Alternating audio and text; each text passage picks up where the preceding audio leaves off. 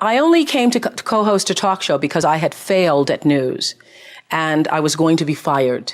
And the news director was paying me $22,000 a year. God only knows what my co-anchor was making, but was paying me $22,000 a year. And they thought they were paying me too much money to only just do news stories. And so I'd been taken off the 6 o'clock news and was put on the early morning, like 5:30 cut-ins, and they tried to convince me at the time. They said, you know, you're so good that you need your own time period.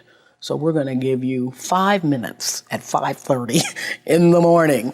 And I was devastated because up until that point, I'd sort of cruised. I really hadn't thought a lot about my life or the direction it was taking.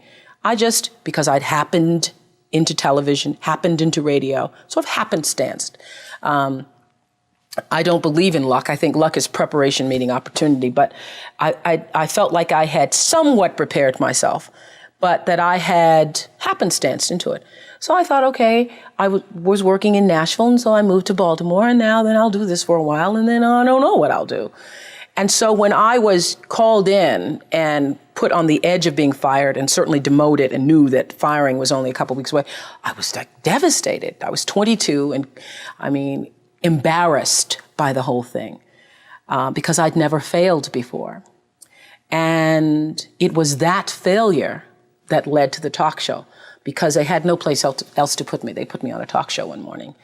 And I'm telling you, the hour I interviewed, my very first interview was the Carvel ice cream man and Benny from All My Children. Never forget it.